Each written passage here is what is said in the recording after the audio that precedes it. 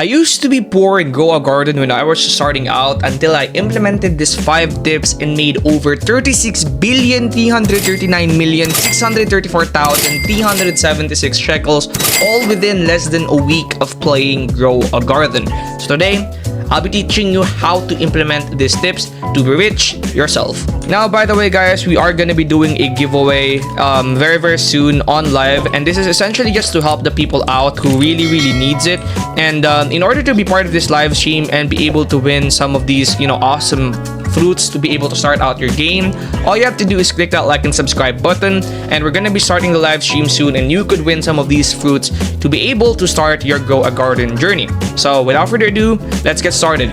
Now, the first thing that I want to talk about, the number 5 tip, and this is mostly just going to be applicable to beginners, but it's actually really game changing once you realize how overpowered it is. And I'm going to start it out with a story. When I first started out Grow a Garden, I was essentially just farming the carrots, the blueberries, the strawberries, because it was the only thing that I could afford, and I couldn't afford the more expensive seeds. And then, because I was farming the lower tier seeds, I wasn't making any money, and it took me hours upon hours to even make enough thousands to buy my first legendary seed, or I think it was a mythical seed. Anyways, essentially, after farming for several hours using this bad method, one of my friends joined the server and he had over 100 million shekels. Since I was pretty close with this friend, I decided to ask him for any fruit that he could give me that he didn't need. He gave me a bunch of fruits and I was able to sell that for 10 million shekels. And the 10 million shekels that I got from that was used to essentially create this empire that I have right now, making me 36 billion shekels. The method is very simple, and it's essentially, don't even bother farming the lower tier seeds and just ask the richest person in your server to give you a bunch of seeds. That's basically the method.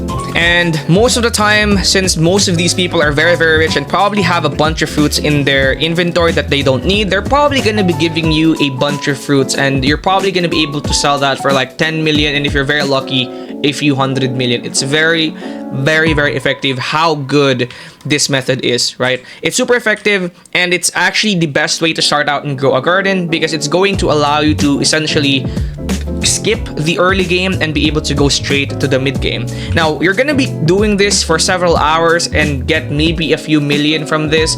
I would say maybe around 10 to 20, 30 million. Once you have that much money, you can now move on to the next step. And if you don't have anyone giving you fruits or plants, don't worry, because all you have to do is like and subscribe, and once we go live, I'll be giving away fruits and plants to my subscribers. The next step is going to be the number 4 tip, actually, and this is going to be the only plant, the most effective plants tip. Now, a lot of people farm, and a lot of people I see have like a million different plants and seeds in their garden. Most of them aren't even divine or mythical or prismatic seeds. And essentially what this is doing is you're going to ruin the chances of your most expensive plants getting mutations, right? So for example, if there's a celestial event or a celestial weather or shocked weather or frozen, instead of being able to just focus all the mutations into your most expensive plants, it will instead be able to go to your less expensive plants, right? So I don't really know if this is how it works, but from what I've noticed, it's much better to do this, especially with the number 2 tip that I'm going to be giving you guys later. It's much better to only plant the most effective plants, because you're going to see later why, and I'm going to be going back to this, but this is actually a really important method. Again, the number 5 method of begging people to give you fruits and seeds will give you enough cash to basically just focus on the most effective plants. And another thing, I did the math actually on this, and the fruits and profit you get from the mythical seeds is way more than what you're going to be getting from these lower tier seeds, that even if you plant like 100 of these seeds, you're probably still going to make more with a few mythical seeds, except for coconut, because coconuts are bad, right? So again, focus only on the most effective plants and do not even bother with any plant that is not really divine or mythical.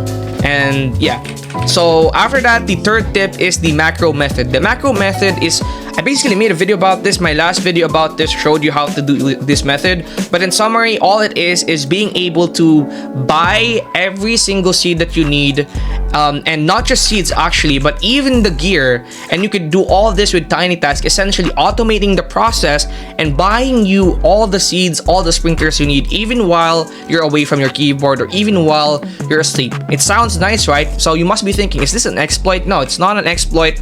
It is completely legal, and if you do this method, you're gonna be able to get a ton of seeds, a ton of sprinklers like I have right here. I have this much sprinklers, and I have a ton of seeds as well, as you can see in my garden, and most of that is from the macro method.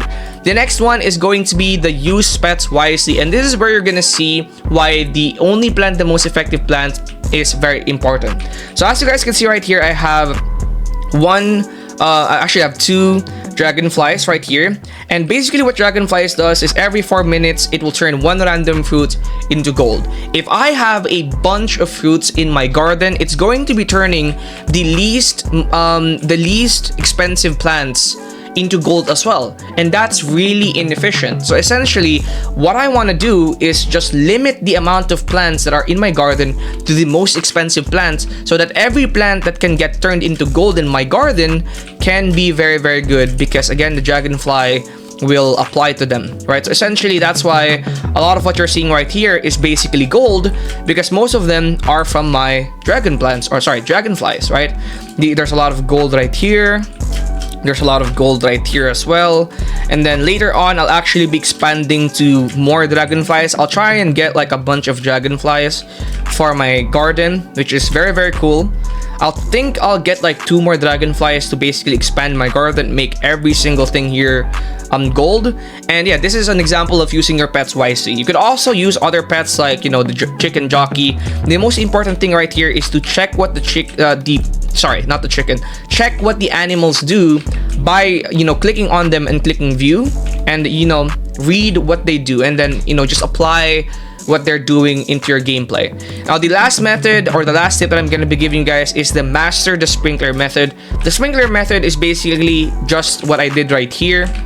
Now, what I did right here is bunch or group my most important, most expensive fruits, and then I spammed a bunch of sprinklers like this, like so. So I put a few sprinklers right here, a few sprinklers like here, a few sprinklers like right there, and then basically I just spammed a lot of sprinklers right here, to the point where most of my most expensive plants are grouped together and the sprinklers are stacking onto them.